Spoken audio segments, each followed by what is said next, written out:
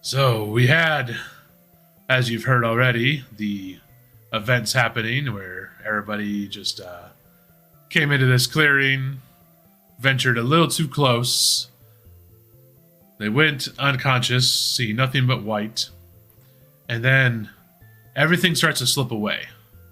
All the feelings, all of the connections that you would feel to the world are all just slip from their fingers. And we have Theo waking up in this room. The first things he'll see as he starts to come to is just going to be this swirling, inky darkness. But in this darkness is rainbow-colored lights, and occasionally a bolt of lightning that'll blast across the room every so many seconds or so. And as he wakes up and starts to come to, we'll see what he can see. So Theo, give me a perception check, please. Perception. Do that.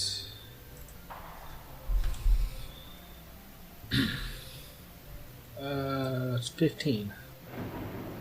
15. So, like I said in the intro, everything just feels different. It's like there's no connection. Because you know when you move your hands or you like move something on your body, you kind of feel that little bit of connection. Yeah. That's not there.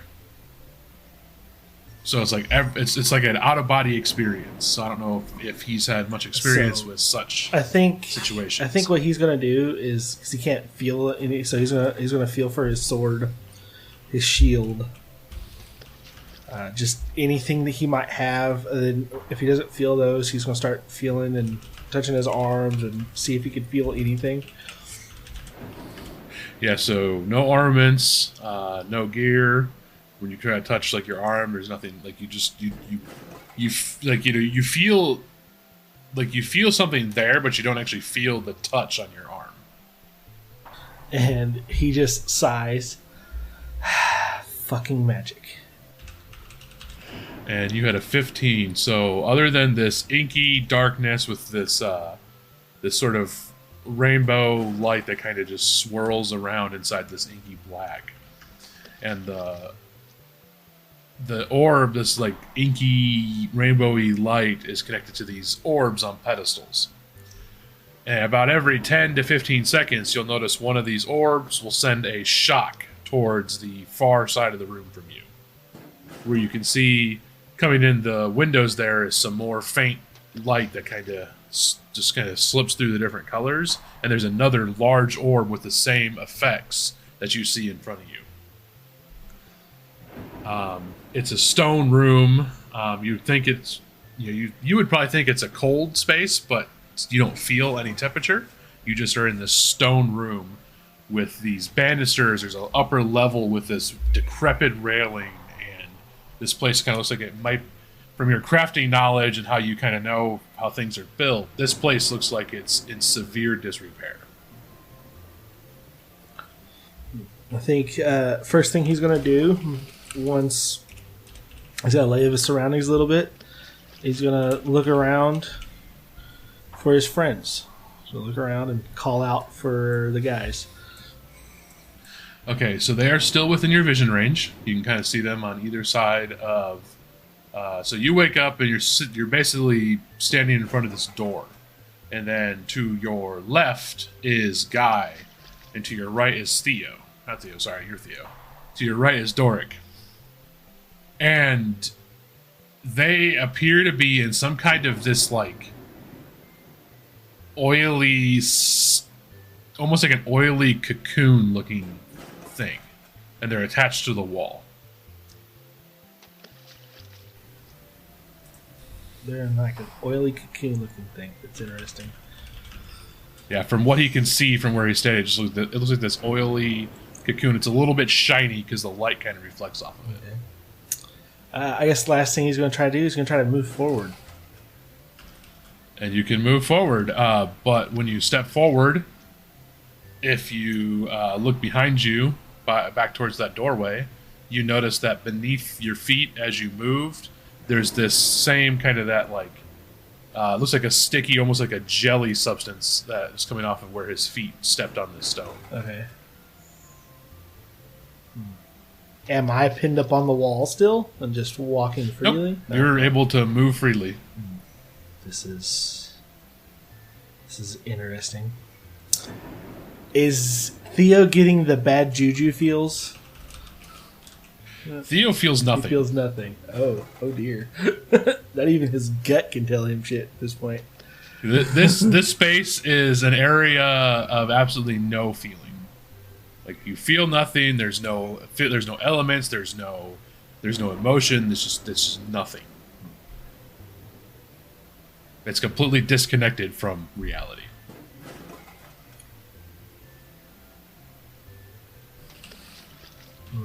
This is discombobulating.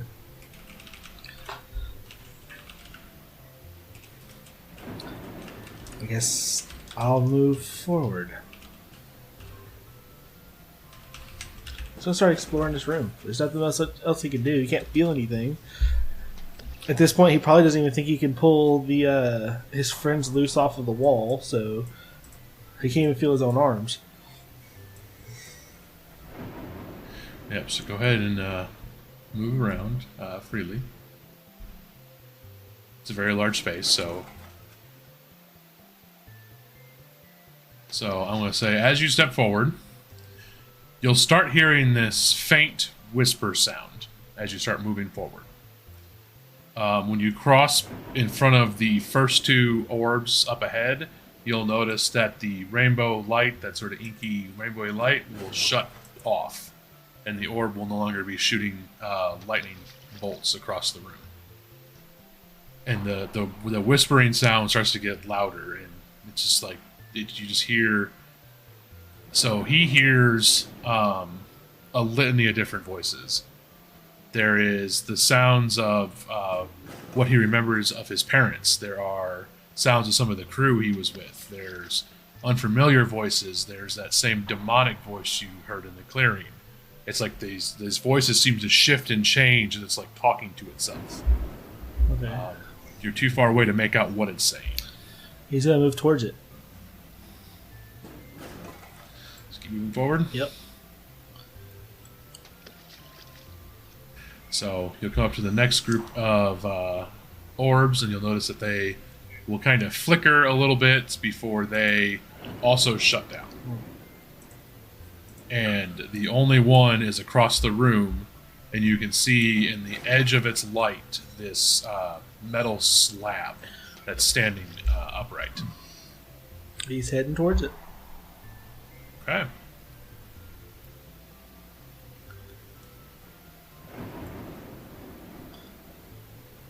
All right.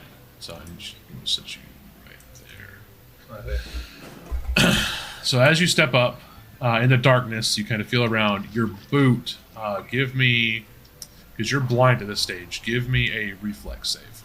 Reflex, okay. 26.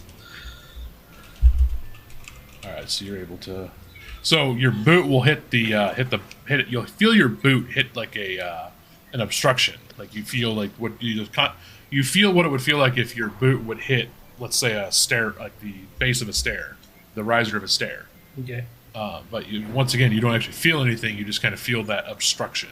Yeah. And you're able to stop yourself from tripping over.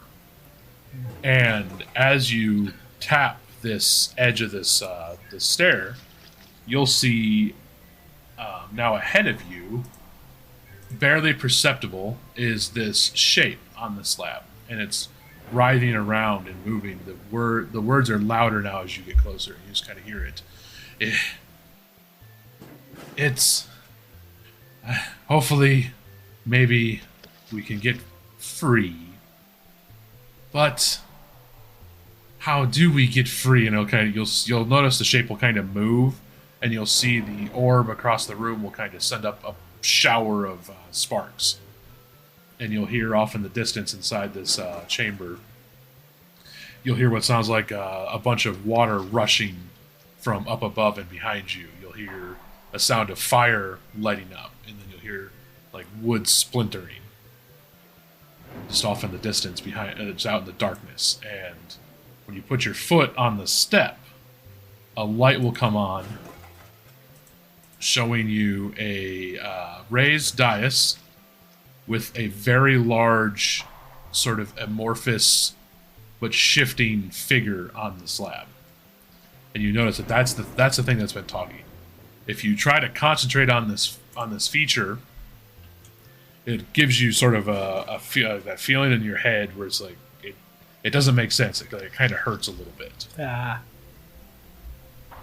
And you notice it kind of shifts. It'll shift between, a human form and then more of an elvish-looking form, a form you've never seen before, and it just kind of alters and flows, and the voices change and intermingle with it talking.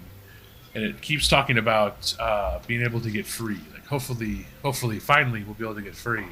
Maybe the visitors, maybe they know, and maybe they can see. I think because looking directly at this thing would give him a headache and make him kind of queasy, he would find a point directly above it. Just instinctively directly above this thing, and just that's where he would look. The way he can still see it in his peripherals, but he's not looking directly at it. But he's going to approach it. Alright. Are you speaking to me? They speak.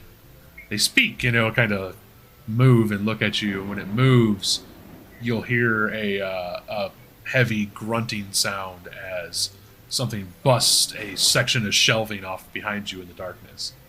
And you kind of hear books clatter to the floor, and then you'll start hearing the wood you hear the sounds of like hammers like rebuilding wood. And that kind of soft, just tap, tap, tap as stuff is being rebuilt in the darkness behind you. And it kind of will form and morph and look over at you and say, he actually is in our chamber, like the others were. This is interesting.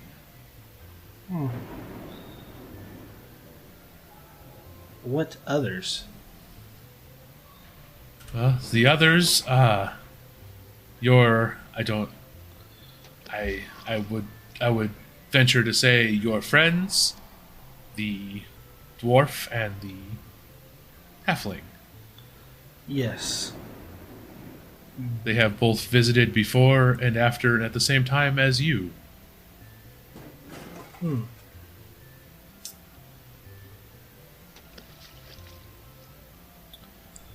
So, you said you're trapped. How are you trapped? How are you stuck? They imprisoned us long, long, long ago to use our power to their advantage. Use your power.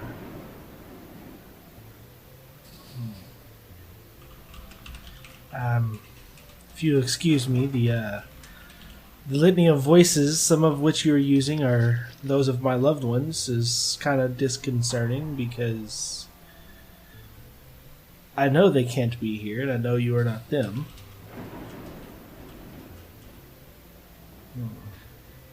But I suppose you were talking of the towers and the whole people who pissed off the goddess.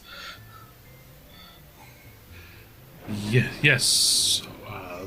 We were imprisoned to harness our power to help entrap Lestros, so they could use his power to turn themselves into divines. Who are you? We go by many names, though our only names that we would use for ourselves cannot be pronounced in your language. Let's see. Well, if it gets me out of this magic chaos and saves my friends, Tell me what I need to do to save you. I have no problem with that. Well, we hope you will let us free. As you can see, our prison is crumbling around us. Hopefully it does not involve my sword or shield, as I cannot access them currently. He says with a smile. You'll hear laughter in several voices, and then it'll look at you, and you'll kind of hear you. It'll kind of change forms again. And it says, "Oh, well, it should not, though maybe it will.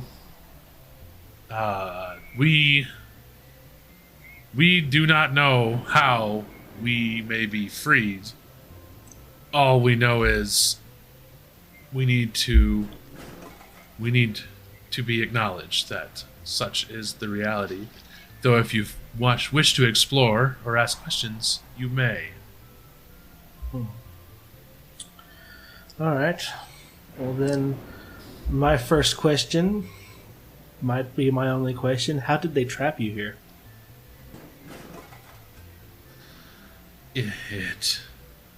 It was a great deceit.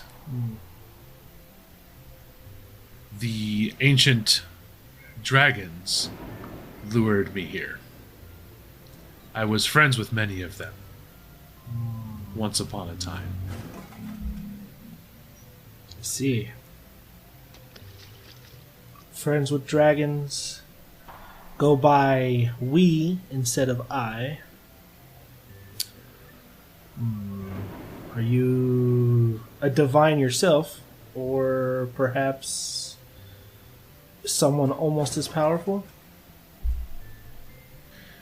It would depend on the reality that this question would be asked. Theo's not as stupid as everybody thinks he is. In this reality, we are nothing but a trapped refugee. We are not among your divines, nor are we among the divines of any other worlds, but we are there in all of the worlds, in all of the times, in all of the realities.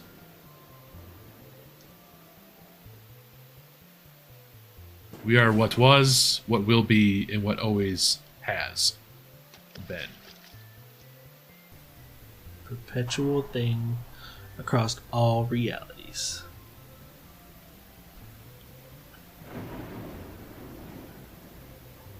And those voices that are speaking to you, we cannot control those. You mortals tend to frame part of our voices through voices that are familiar to you, or voices that you have lost or are missing, because we conjure those feelings among mortals.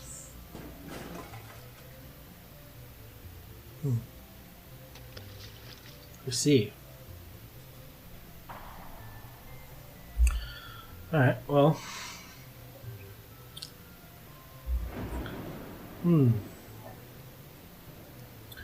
I asked how you were here, and I asked what you were.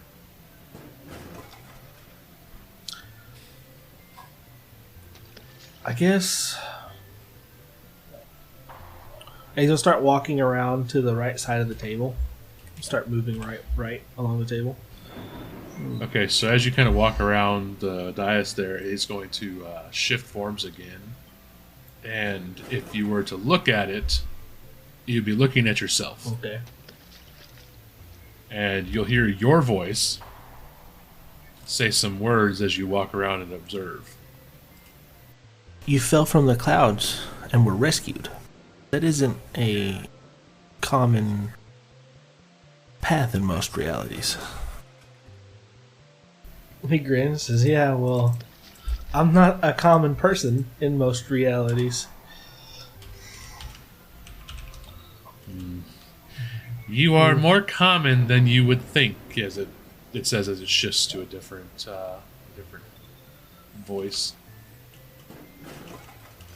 Actually, this reality is probably one of the few where you are not normal. Hmm. I think our favorite one of you is when you joined the church in your hometown. Ha! I'm glad I never meet that guy. Stuffy ass churches. You were executed for heresy, so that makes sense. Sounds about right. So, you have no idea how to let you free. You take any shape that I guess my brain fancies you take, or is just constantly shifting. Our form is forever altering, though your brain may conjure familiar shapes to help you handle the situation better.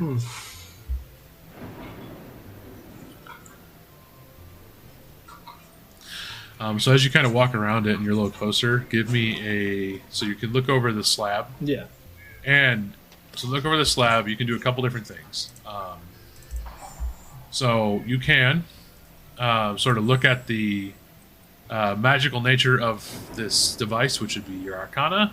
Okay. You can do a perception to kind of look over the device and kind of see what's going on, what's where. Religion also has a piece of this in here. You could also do a crafting to see how this device is crafted and what is going on with the components. I was legitimately just about to ask about the crafting thing because you know how Theo is. Yep. It's like, do I see anything that could just be like an off switch and let this thing go? Yeah, I'm gonna roll that crafting because that is Theo's thing. That is a dirty 20. Okay. So as you kind of walk to the side, you'll definitely see. So the straps on the slab are a mixture of. There's like leather straps. There's straps that are metal in material. And there's straps that are. So there's like a mixture of the two. Uh-huh. The slab is this. It's a chunk of stone. It's a stone that you've only ever seen maybe once or twice in your lifetime. Okay. And you know that the stone is useful because when they are carved, there is natural pathways for magic to flow within these stones, and they can be used in ways to basically as conduits for magic. Mm. And you notice that where the figure is, there is this like a purple. There's like this purple liquid that flows from this creature into the slab itself, and then it kind of flows down through the channels, and you notice that there is like a bunch of sort of wiring and piping that runs away to the right and left that goes out to the darkness where you can't see it anymore, and then there's another set that goes up to a center spot, a center dome that looks like the ones below, and it kind of also runs from that one to these large tanks in the background. And these large tanks in the background, from your knowledge of crafting and materials and sort of wear and tear, these tanks look severely corroded and degraded. So much so that you're basically without even going close to investigate them, you know there's leaks in these tanks.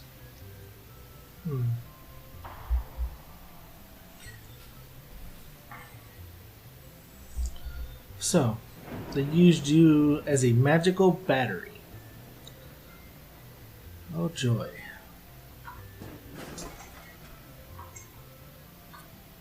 You know,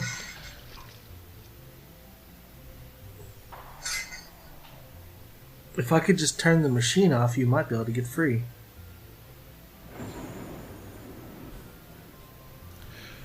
We know not how to activate or deactivate the devices, though we do know that there were 2 keys required for the devices. 2 keys.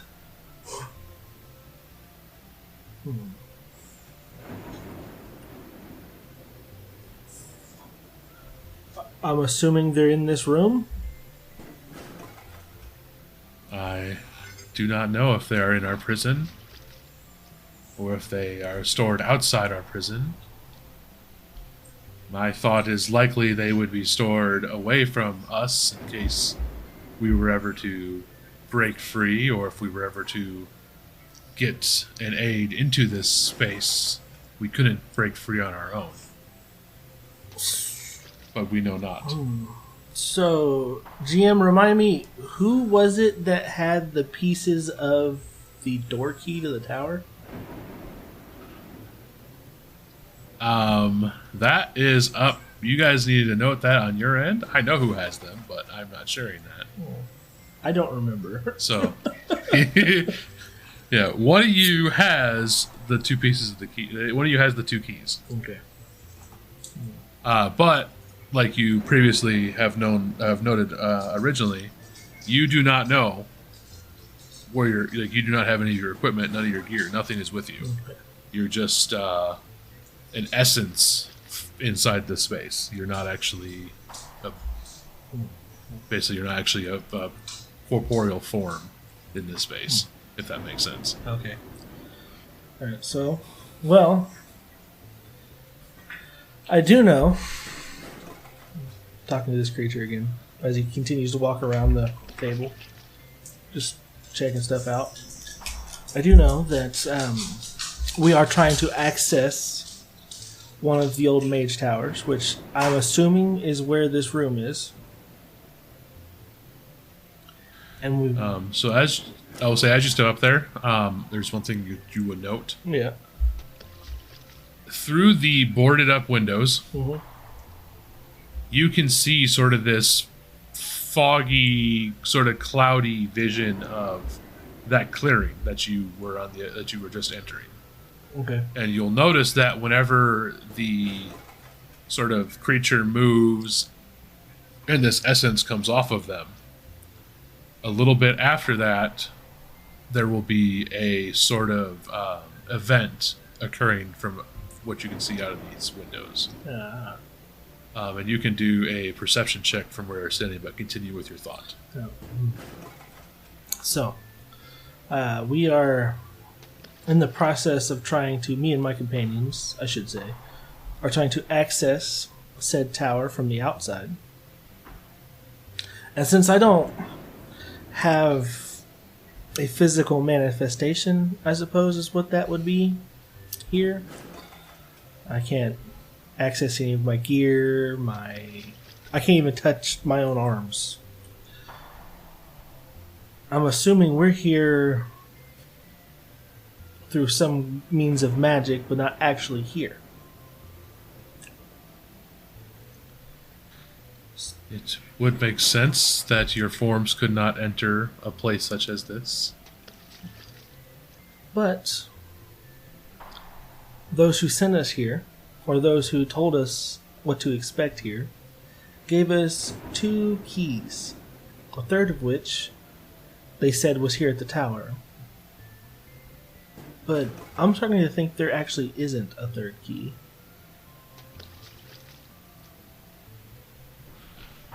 And it might actually be you that we're here for.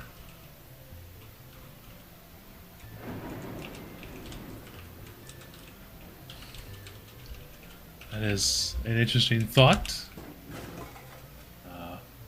I do not recall which of your companions it was, but they seemed to be confused as to what the third key was, or maybe it was somebody outside, maybe it was somebody not part of your companions.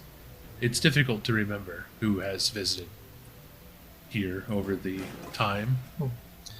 We do not know what the third key is. They handed us two things, said they were 2 parts of a key. The third part was here at the tower. They never told us where.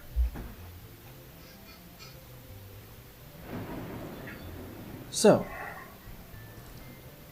If that is the case, and he continues walking around,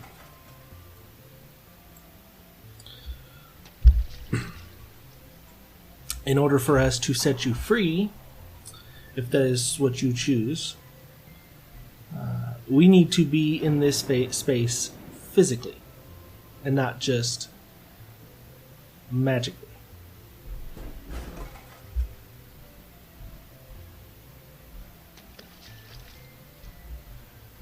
Well, that is difficult, for I do not remember anyone ever being in this space in their physical form since the lever was first thrown.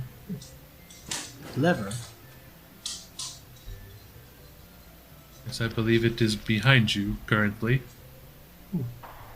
Looks over, sees his lever. Can he touch it? So this lever, just by looking at this lever, it is very, very, very damaged. It looks like it's incredibly rusty. It's starting to kind of actually, sort of like the metal is starting to actually bow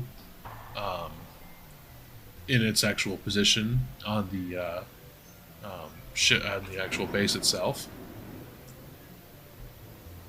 Oh dear. And you notice that the only thing that this lever is connected to is that tank.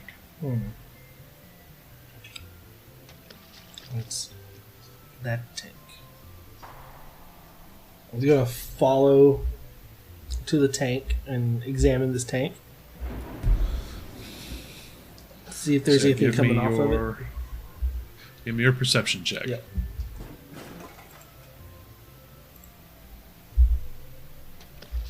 Ooh, it's an 8. So looking around, you'll kind of lose the sort of cabling from the lever to the tank. You kind of lose it in sort of the clutter and darkness and just the general debris and ill repair below the tank. However, you will see every so often that there is a sort of like a trickle of this purpley.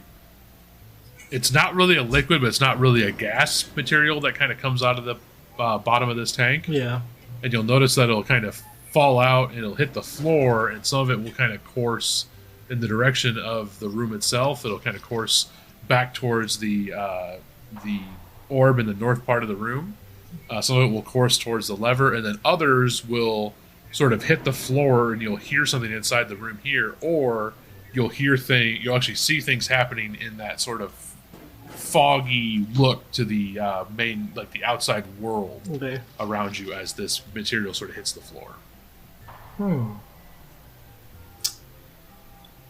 Well, that's interesting. So the magical disturbances in this area are caused by these tanks leaking. Interesting. And he's gonna continue along the backside here and get right next to this orb and investigate it. So, if there is no way to physically, for me to do anything in this form I am in currently, as he's still talking to this guy, this thing, how is it me and my friends are to leave and come back?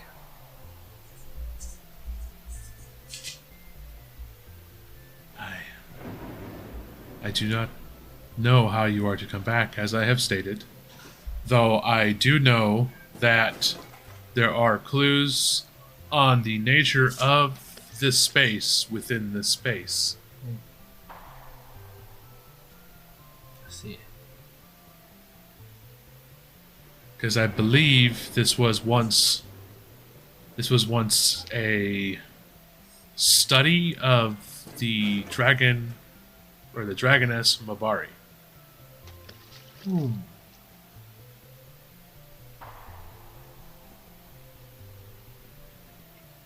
When she would walk in humanoid form inside the temples, this was her study. I see. Let's move over towards this table he sees.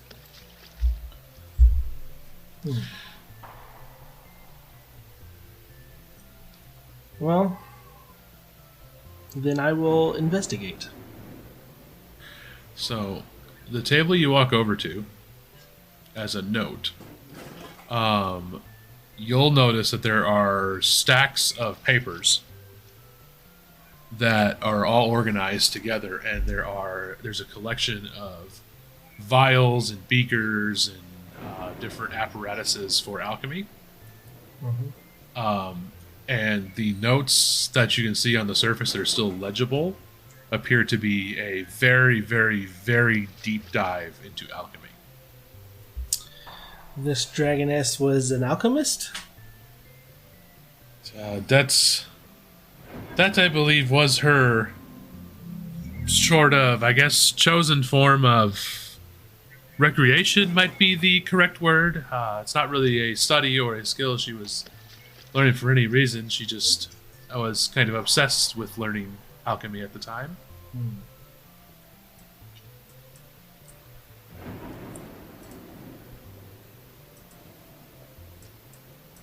You see, I've always been fond of other crafters. Moves this way. I've always liked the work of other craftsmen, but it seems to me here that these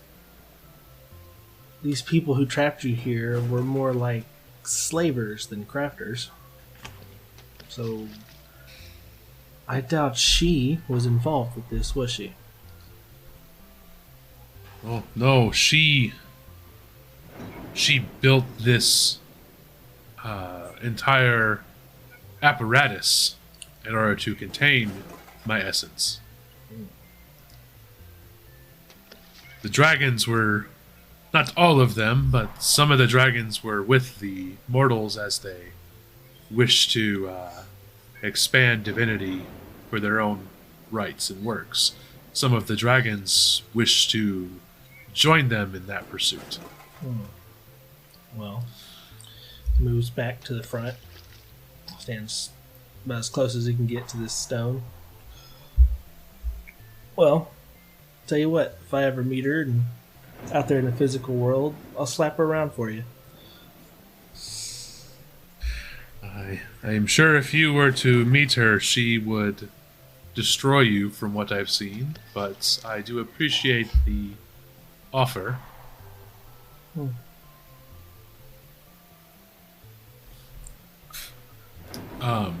Give me.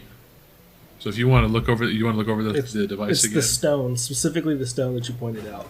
This magic stone. There's got to be something that is somehow connecting this creature to it. Okay. So you can do a crafting for that if you want to delve into the way it's constructed, which is what it sounds like you're doing. 17. Okay, so 17. So you'll kind of notice when this thing sort of shifts forms and it kind of moves its profile around, you'll see that inside the channels in the stone there are small spikes that are inside the channel. So it's like the channel's around and it's like this spike is in the middle of the channel coming up. So it appears that these spikes are used to pierce this creature, to pierce its essence, to be able to drain it.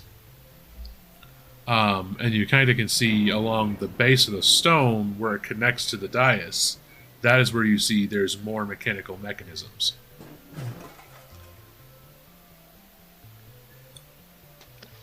It would not be dangerous for me to touch this in this state, would it? I know not. This is a very cruel device.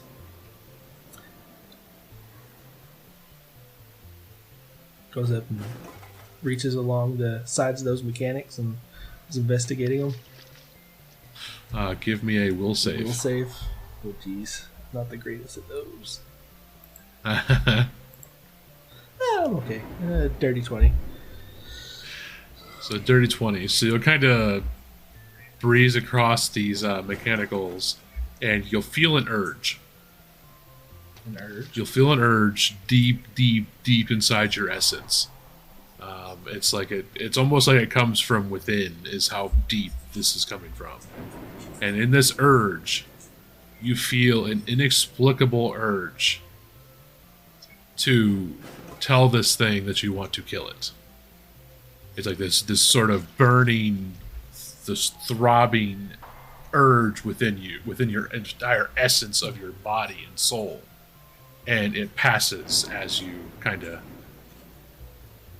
sit there. As you kind of sit there and feel this urge, you kind of feel it hit you and then pass. Well, that's a bit unsettling. Well, I can tell you what would happen to someone of a little bit weaker will than I. They would want to kill you.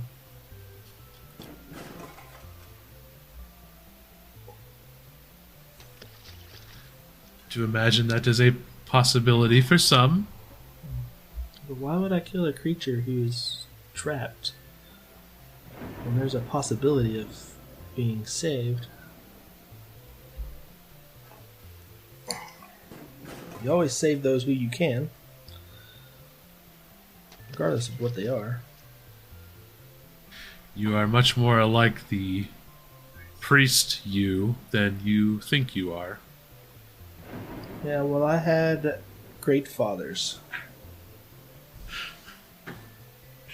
But yeah, so inside those mechanical areas, you do notice that there are there's sort of two keyholes within those, within that space, underneath the dais. All right. Well, there are the locks that separate you from freedom.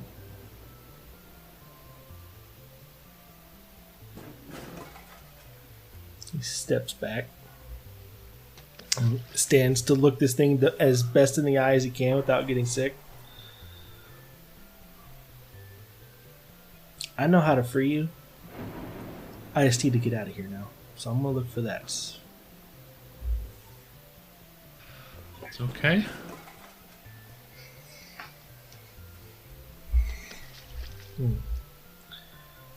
So the only thing in this room that is still activated is that tower.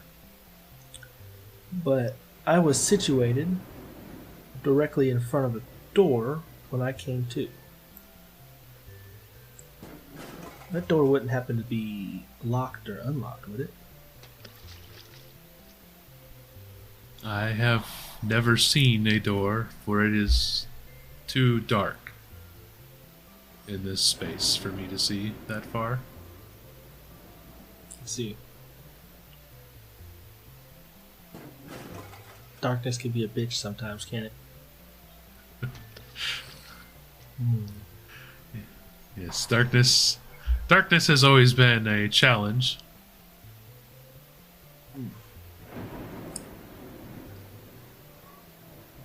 I do not have the magical know-how to do anything in the form that I am in.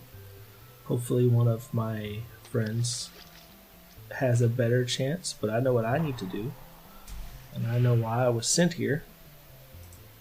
I just need to get out so I can follow through with it. So I'll start heading back towards the door. Okay. So you're going to head away from the dais, down the steps. So you'll notice the light above where the creature was at will turn off as you step away. Yeah. And as you continue back towards the doorway, once you pass the stacked orbs on those pedestals, they'll come back on and the lightning effects continue.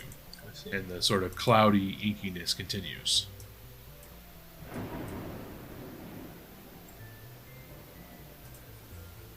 And you are standing face to face to a very, very large door.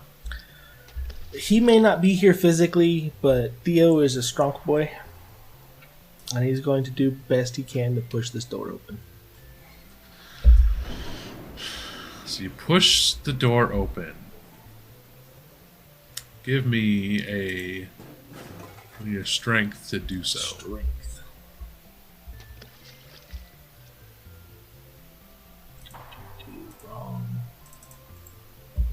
Okay. I believe you have to manually roll that. I don't think it'll let you roll base stats. Okay. Okay, I see. Or you can do a /roll die plus mod. That does work.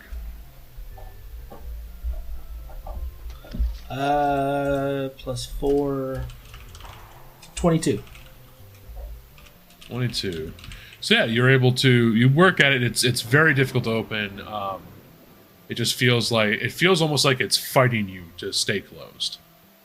But as you push and you push and you push, the door does come open. But I need a reflex save first. Reflex save. Oh, okay. Yes. I'm okay with those. Fuck yeah, I'm okay at those. 27. So you're able to not, because you're pushing the door so hard, you're able to not, follow with the door into when it opens up. Mm-hmm. And you open this door, and all of the light around you sort of gets dampened and sucked away. You open this doorway to what can only be described as absolute nothingness. In fact, it's like a negative something.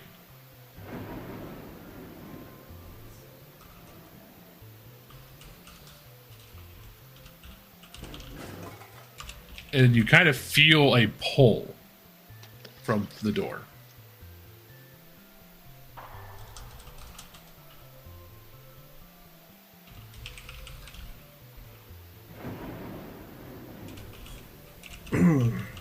And he doesn't have his gut feelings right now, so he doesn't know if this is a good idea or not. Well, this is the only door in the whole room. And he's not some magically inclined person, so... Well, this is where I started.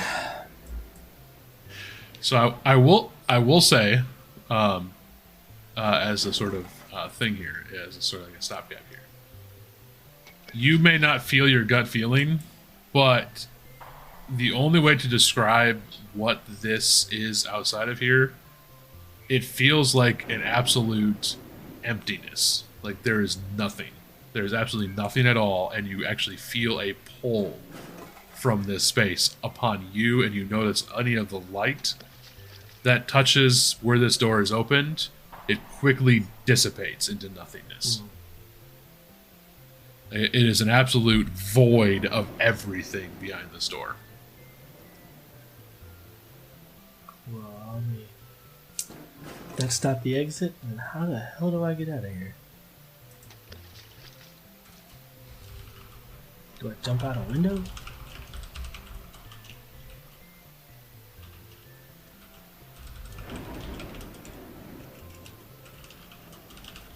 Sits back away from the door. So you can do a history to recall parts of this room if you need an assistance. History, yes. It's not a history in this game. Is there not? What is it?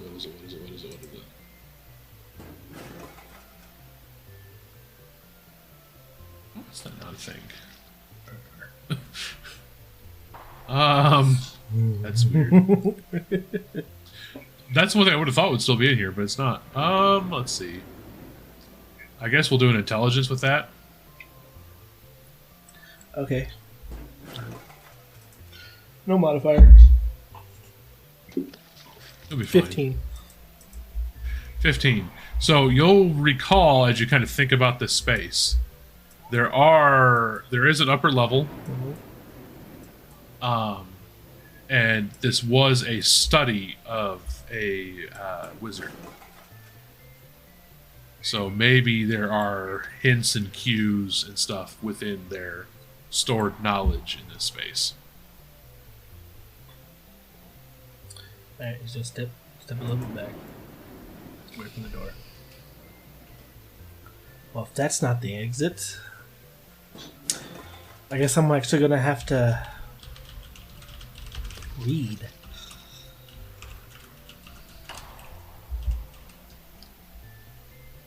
They head back towards the pedestal. Yeah, so the lights are going to do what they did previously as you walk past. Oops, not that. Stop it.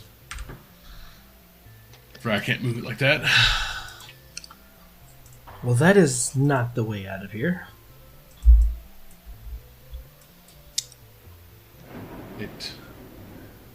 It did feel like something, and I am glad that you did not venture through the door. Yes. I may be strong and not the smartest of my companions, but I'm not the dumbest either. Well, I am sure that if you would have stepped through the door, you would have gone back. You would have been in my home, which I don't know if there is a way to bring you back to your reality from there. Oof. Well, it'd just be a new adventure, I guess. I also do not know what it would do to any of your realities that have yet to be completed. Maybe it would be the end of everything. You never know things until you try. And just nonchalant about it, like it's whatever, it's magic. I don't know. All right, I guess up here is so next. you'll notice on the side of the steps there's a collection of pictures. Yep.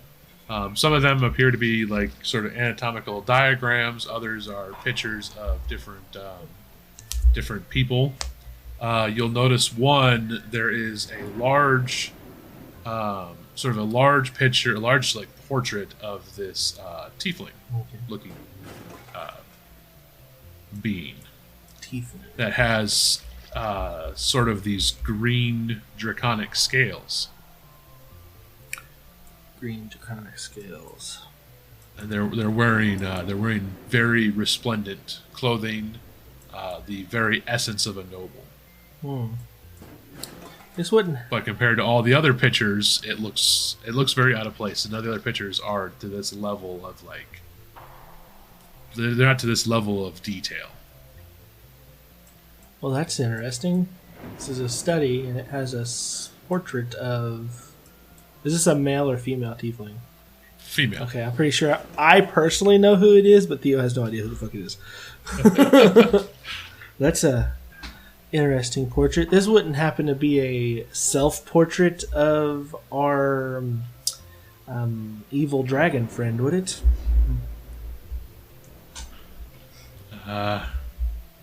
I do not know what her form would have looked like if she would have got a portrait. Though I do know that she was incredibly vain. Yep, and he takes it off the wall. So you take this off the wall. This actually is a fun thing, and it was nice what you to do. You take it off the wall, and you notice something. Yeah. There's a note behind the portrait. Oh. Reads the note. Is it in a language I can read? It is actually in a language you can read. Ah, neat. So it's a note in Dwarven. Oh. It appears to be written from another alchemist. Like it's sort of like this written conversation between an alchemist, like writing back in response. And it's talking about a potion. It's talking about a potion that will allow the user to maintain any of their abilities when they would transform into another form. So you'd maintain your abilities in a new form. So kind of like, Theo has no idea what it means by magic. I wonder. Takes the note off the wall, folds it up neatly, and puts it in his pocket. I wonder if that'll stay.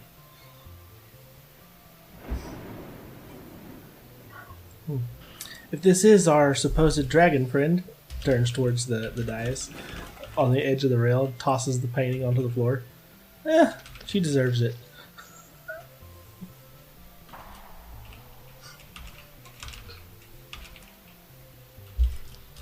It goes further up.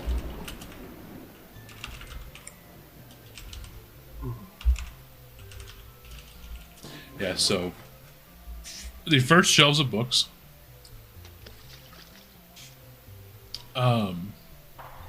Any that have sort of a binding with notations on it are in a language you don't understand. Okay, so because it's a bunch of books, there's a lot of bookshelves and stuff, he's only going to be looking for things that look out of place, whether he can read it or not. Okay. That's all. It's like, that looks out of place. I'm going to investigate that, because typically that's what you're going to find, the interesting shit. So give me a perception. Perception. 24. Theo's on point today. Right? Okay,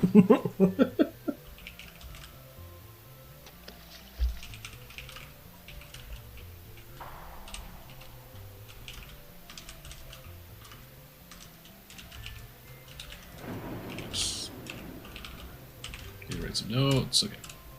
So as you look around at this stack, you're gonna spot two things that appear to be out of the ordinary. Okay. One is a chunk of stone that is sort of that's that magic stone. The other is a gem.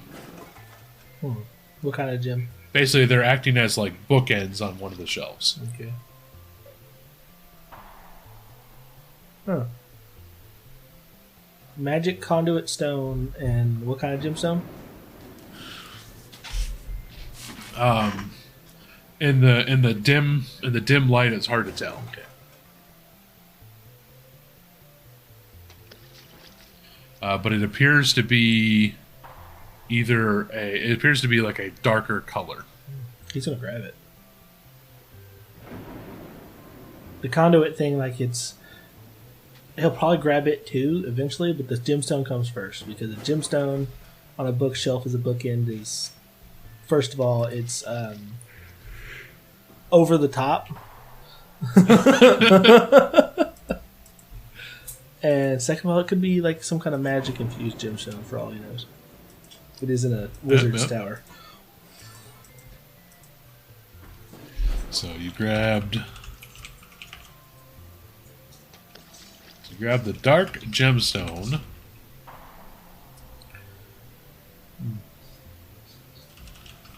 And you said you're going to also grab the conduit stone? Yep. So you grab the conduit stone. Please give me a will save. Will save. Yep. Here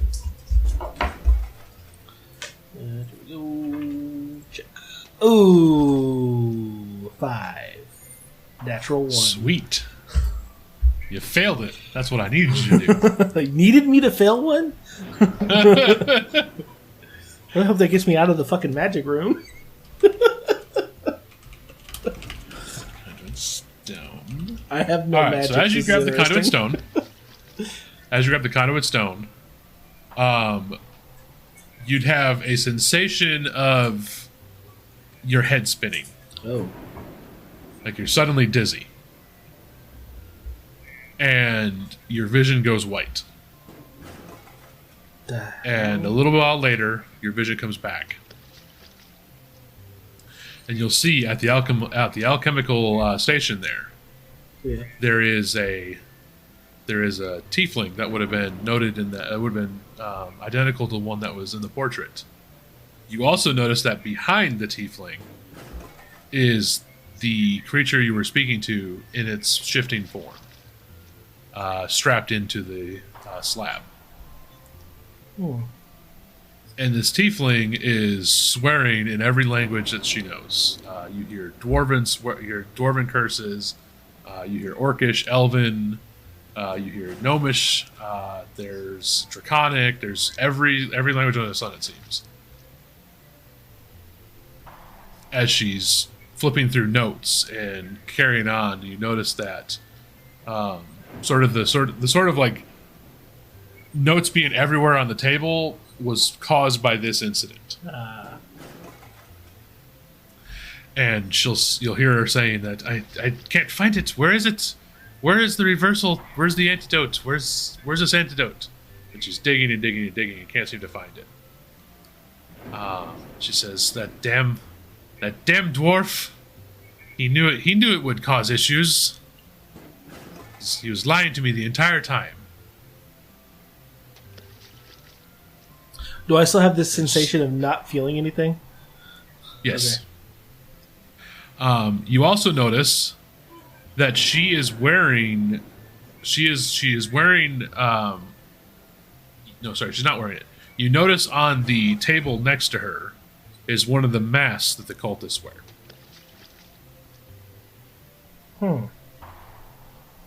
Except it looks older and it has more decoration than any that you have seen previously.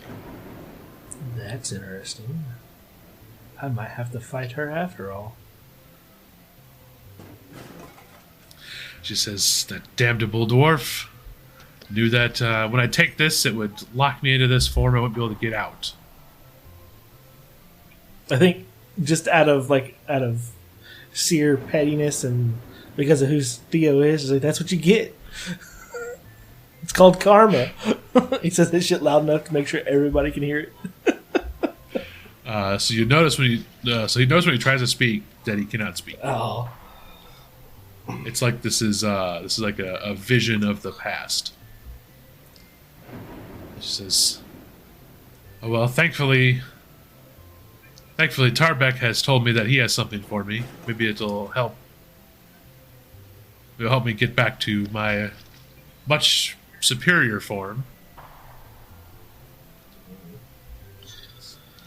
So it was good that we managed to finally get Lestros as we wanted him to. However, did not expect the sisters to intervene. Should have saw that coming. So she kind of filters through it. She finds she procures something from the desk. Produces something from the desk. Yep. What is she just Great. keeps it, or did she leave it there? She pulls something out of the desk. She says, "Great," and she walks over to the slab, and she'll set it on the slab before you'll see her sort of disappear from the space.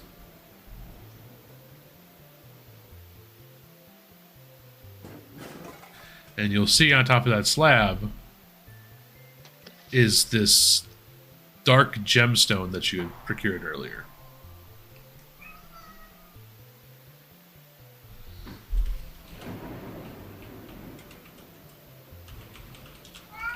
And it would take a little bit before the vision fades back and you're kind of the white vision again and feel nothing, hear nothing, to then it fades back into the room where you were standing. Well, that was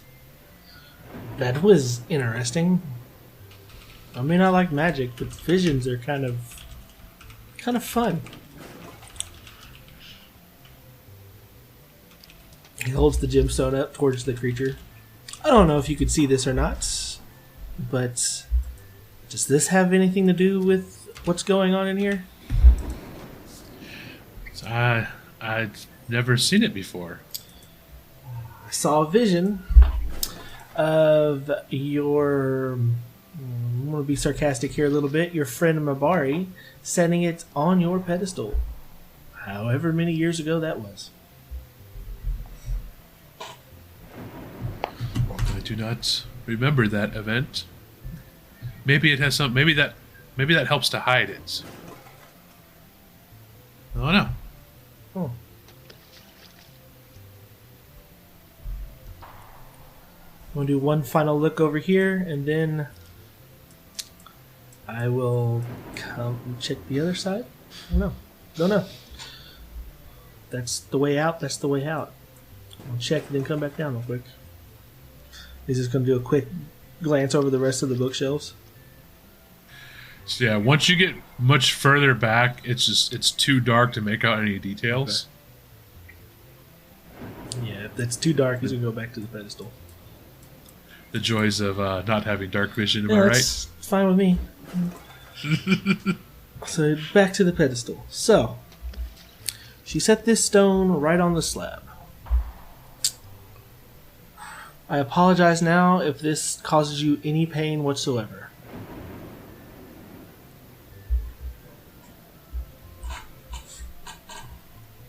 He sets the gemstone on the slab. Exactly the way she did.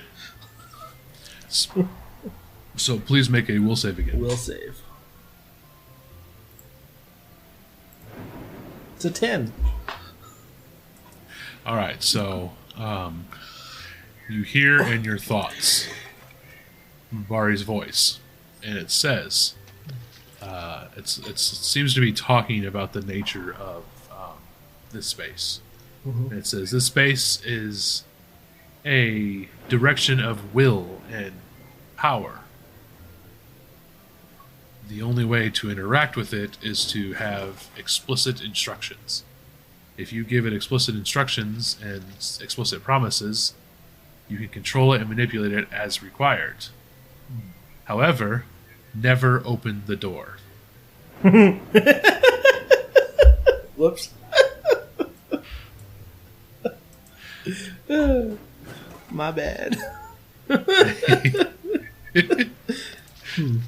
Yeah, so the instructions kind of like that sort of voice in your head goes away. Force of will. I mean, alright, I've got to try it. I will the creature to be free. So as you say that, you'll see all of the lights kick on back in the room again. The orbs all turn back on. You'll hear the creature on the slab scream in many voices as everything starts to go to white, and all feeling and responsibility that you had in this previous form just kind of whisk away as you go back to see nothing. What the hell? And that's where we're ending your little task here. Okay. So Theo has decided to set this thing free. Well, yeah. Fuck the cultists.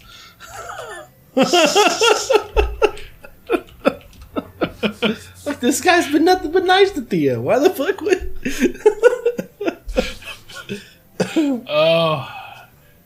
Oh, it's great! It's great! It's great! It's great because I think everybody's gonna have a completely different take on what's going on, which is pretty hilarious. It's the same encounter 3 times over, and so far it has not been the same. Oh man! So yeah, so Theo has decided to let him free, but Theo has also opened the door, which it was said to never do. Yeah, well, I mean, it's a door. It's the only door in the room. He was trying to figure a way out. Not Magic Boy. Not Magic Boy.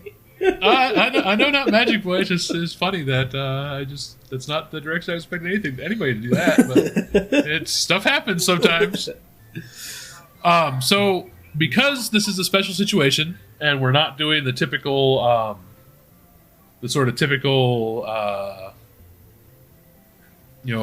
everybody involved in the episode. So what I'm doing is I'm going to have you do the rating review and the Discord Okay. sort of outro part, and then I'll handle the social medias. And I don't remember if I did a theme of the week last time. I don't know. I wasn't here. Can't remember. I know. I feel like I wasn't here either. All right, so,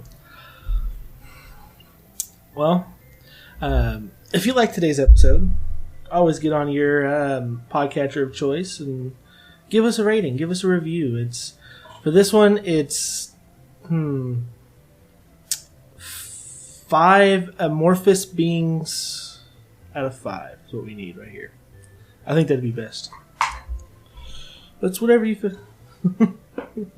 That's whatever you feel like we deserve for this, and it always helps. Always tell your friends about us, and come and join us. Listen in, have some fun. You could always come in and join in our Discord and have even more fun, because this is where we get even crazier. Because the conversations we have in the Discord, everything that happens in our sessions is nothing compared to those. Just remember this. Also, in our Discord, I'm looking for more people to play video games with. So definitely I'm there looking for that. So It's true. if you do like to play games, you can join us there. Currently, I play Destiny and Fallout 76 on the Xbox, and I do play some stuff on PC as well. But currently, those are my my ongoing obsessions, is those two games right now. There's more coming up that I'm excited for, but those are just the current ones. But yes, so I mean, Discord's fun and everything, but if you just want to scream into the creepy, inky blackness of the void, well, we're on the different social media sites. There was a thing about TikTok. I don't know if that took off. Summer happened, and well, summer happened. X, formerly Twitter. I know there's some interaction kind of there. It's not been super active over there because, like, again, summer. But we are definitely trying to work on that more. I need to get on the Instagram for the account here, and I need to share my maps and stuff that I'm building. I need to put those on there. I share them on mine, but I need to get on ours to do that and share that kind of stuff. Facebook, we have every week we drop an episode on the day of the episode or the day after, depending on what's going on. We get a really fun image of what's going on with the episode, and they have the episode title, and that's all the context they are given. So they come up with the art that's based on the title, and sometimes it can be really funny, sometimes it can be kind of weird. Other times you wonder how they knew what was going on just by the title. It's fun. It's a fun time. I don't know if we have any other things going on right now actively with social media, but we are Fate's Rest on all of the different social medias, so you can hit us up there. We can figure something out, and we can talk and carry on, and always love sharing art and pictures, and just go on from there and have some fun. And I did do a theme of the week. So, our theme of the week for this episode, dumb decisions, is what's that? Dumb decisions. That's a little too vague. It is funny though. But no, I think what we should do is story tidbits through visions. So when characters are given story and background and even little things about what's going on in the world through different visions, and it can be like this one where we had Theo gets transported back in time and sees something that happened in the past, and then he moves on and travels throughout everything. There were visions with Doric that he saw things, and there's visions with Guy where he saw things. So let's do some story tidbits that are revealed through visions for the characters. I think those can be fun. Those can be interesting situations where you learn things that you maybe, it doesn't really fit in like a normal situation to learn something, but because you can do this sort of like out of scope sort of glimpse, it allows you to kind of venture into other areas of storytelling that you normally wouldn't. Mm-hmm. It's always fun. Yeah. Yeah. So, as always, when we close out, we love you. We love you. And Bye. Goodbye.